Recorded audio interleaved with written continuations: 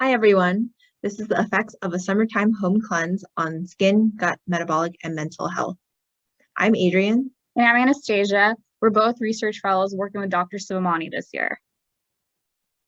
So a brief introduction before we begin. So Ayurveda is a form of alternative medicine thought to be developed in India during the 2nd century. It means the science of life and has a holistic approach that focuses on the mind, body, and spirit.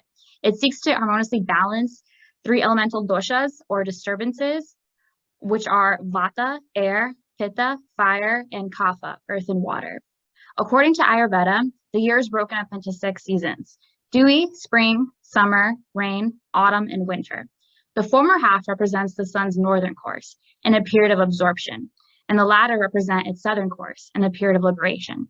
This study was set at the beginning of the summer season, a point when one's bodily strength is considered its lowest, to optimize its beneficial effects. Short-term dietary cleanses and other popular detoxification methods are thought to eliminate accumulated toxins from the body and subsequently promote health and well-being. Although previous studies have reported improvements in weight loss, blood pressure, and insulin resistance with these practices, there is not enough scientific evidence. The objective of this pilot study was to determine the effects of a short-term Ayurvedic dietary cleanse with additional holistic components such as yoga, meditation, and oleation on various parameters of skin, gut, metabolic, and mental health. So for study design, we recruited healthy volunteers, a sample size of 16, ages 18 to 69, and all subjects underwent the same intervention. 13 subjects completed the whole study. So the research study consisted of 2 phases. In the first phase, which is the pre-cleanse period, subjects were asked to reduce the consumption of caffeine, sugar, alcohol, dairy, and carbohydrate-rich foods for 7 days. In the second phase, which is the 9-day cleanse, subjects started a mono diet of rice, lentils, herbs, spices, and teas. Subjects also partook in fasting, internal and external oleation with ghee, and practices associated with purgation, and finally an herbal enema at the end of the cleanse. Subjects also engaged in holistic activities like daily guided meditation, yoga, and journaling. Parameters of skin, gut, metabolic, and mental health were assessed before any intervention began and after the cleanse. This included vital signs, facial imaging, facial skin hydration, transepidermal water loss and sebum, the facial skin microbiome, cardiometabolic panel, including HbA1c, CRP, insulin, and lipid panel, a salivary diurnal cortisol test, and a stool microbiome diversity and abundance. Self-assessments of quality of life, digestive health, and skin and body typing were also collected.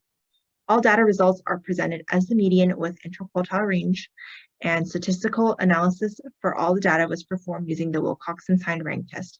Values of p less than 0.05 were considered statistically significant.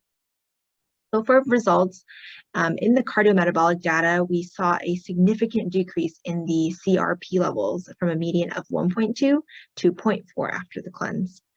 Interestingly enough, the HbA1c increased significantly from 4.6 to 4.9.